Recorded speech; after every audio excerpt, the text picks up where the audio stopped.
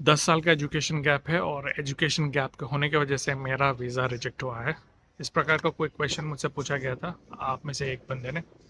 तो रेस्पॉन्स कुछ इस तरह है कि यार इट्स अ मैंडेटरी रिक्वायरमेंट कि आपको प्रूव करना पड़ेगा कि आपके एजुकेशन ख़त्म करने के बाद से लेके अब तक आप क्या कर रहे हो। आप ये नहीं बोल सकते मैंने कुछ नहीं किया, आपने कुछ ना कुछ तो किया होगा।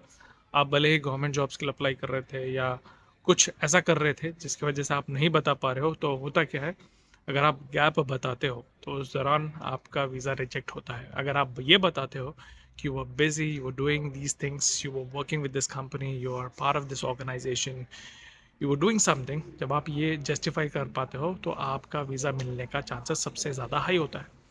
मेरे एजुकेशन ख़त्म करने के बाद ऑलमोस्ट 10 साल का एजुकेशन गैप था। उस 10 साल के एजुकेशन गैप होने के वजह से भी मेरा मुझे वीज़ा मिला है यूएस का। तो मैं आपको ये बताऊंगा कि अगर आपके एजुकेशन में गैप है तो आपको करना कुछ ये है कि आपको जस्टिफाई करके बताना पड़ेगा कि yes, you are working, you are studying, you are doing this business, you are a part of this organization. आपको कुछ ना कुछ बताना पड़ेगा। आप बोल सकते हो कि यार आप कुछ नहीं कर रहे थे। तो अगर आप कुछ नहीं कर रहे तो आप शायद किसी चाय की दुकान में बैठे होंगे या जहाँ पर आप रोज़ अपने दोस्तों से मिलते होंगे। So consider yourself as a business manager and you are discussing your upcoming plans. चाहे कुछ भी हो सकता है। आपके दोस्तों के साथ बैठ के आप चाय की दुकान में बैठ के बात कर रहे थे, तो बना दो कंपनी चाय.com। उस चाय.com में आप बिजनेस मैनेजर थे, आप अपने बिजनेस पार्टनर्स के साथ बैठ के बात करते थे और डिस्कस करते थे कि फ्यूचर में क्या प्लान होगा, कैसे डेवलपमेंट करना है। आप अपने ऊपर स्पेंड कर रहे थे। So you consider yourself that you are a business developer और business manager and you are discussing your plan with your friends which is nothing but your clients. And that चाय दुकान जो है, the चाय.com company, that's a company way you are working with. Okay, so visa जब apply करते हो बताना पड़ता है कि भाई you were a part of this organisation. तो उस चाय दुकान वाले से बैठ के बात करिए, समझने की कोशिश करिए कि क्या वो आपकी हेल्प आउट कर सकता है। बिकॉज काफ़ी सालों से आप उधर जा रहे थे, क्लाइंट्स आ रहे थे इन टर्म्स, लग आप और आपके दोस्त लोग जाके चाय वाय दे रहे पी रहे थे, which means you spend lot of money over there, right? It's just an example. I don't want you to do exactly what I'm trying to let you know. It's just an example which I'm trying to let you know. At the same time, आपका दोस्त का, भाई का, मामा, चाचू, ताऊ, किसी ना किसी का एक छोटा सा बिजनेस होगा, स्टोर होगा, दुकान होगा, जहाँ पर आप जाके कभी ना कभी उन्हें हेल्प आउट करते थे जब उनके पास कोई काम वाला नहीं था या कोई ज़रूरत थी। आप जाके कभी ना कभी आपने हेल्प आउट किया होगा, राइट? तो उस चीज़ का एडवांटेज लीजिए, बताइए कि yes, I was a part of this organization. ये एक ही स्टोर है या एक ही दुकान है, इनके काफ़ी सारे ब्रांचेस आने वाले हैं और I was a part of this company. I worked as an HR, I worked as a manager, I use to be an accountant, I worked as a sales.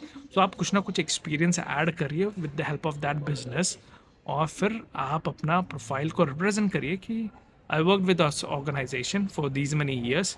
क्योंकि आप कुछ काम नहीं कर रहे थे, आपके एजुकेशन में गैप है। तो अगर आप किसी भी कंपनी के साथ काम नहीं किया तो आपको अपने दोस्त परिवार वालों के हेल्प आउट लेके एक डॉक्यूमेंट बनवा के या फिर CV में जाके अपलोड करना पड़ता है। या जब आप अप्लाई करते हो US वीज़ा के लिए, DS-160 में आपको अप्लाई डेटा देना पड़ता है या लिखना पड़ता है कि यू वो पार्ट ऑफ दिस ऑर्गेनाइजेशन।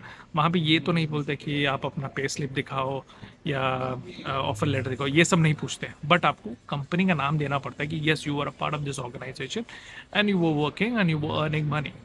अगर आपके पास डॉक्यूमेंट है, well and fine, but DS-160 form जब आप US वीज़ा के लिए अप्लाई करते हो, इट्स अ मैंडेटरी। वहाँ पर आपको ये पूरा डिटेल्स देना पड़ता है, from the time you born, from the time you completed your education till now what you were doing।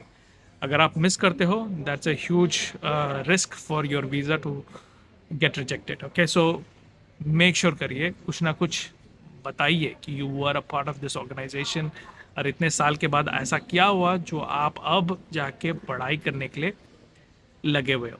तो ये जस्टिफाई करना बहुत ही ज़रूरी होता है। मेरे एजुकेशन में ऑलमोस्ट लाइक 10 साल का एजुकेशन गैप था, but I was able to express myself very clearly in my visa interview कि यार मुझे अगर आगे ग्रो करना है तो मुझे पढ़ना पड़ेगा। तो उसके लिए मैं अपने स्किल को डेवलप करने के लिए मैं अमेरिका जाना चाहता हूँ, पढ़ना चाहता हूँ। जब मैंने चीज़ों को पूरी तरह से एक्सप्रेस किया और बॉडी लैंग्वेज या English communication skill is also very important यार। ये इंटरव्यू के टाइम पे आपका कॉन्फिडेंस लेवल चेक करते हैं, ये चेक करते हैं कि भाई आप फिर इंडिया वापस आओगे नहीं आओगे, ये बहुत सारी चीज़ें हैं जो चेकआउट करते हैं। मैंने अपनी वीज़ा इंटरव्यू के बारे में पूरा एक्सप्रेस किया है कि मुझसे क्या क्या पूछा गया था, कैसे मैंने बात किया, क्या बोला है सब।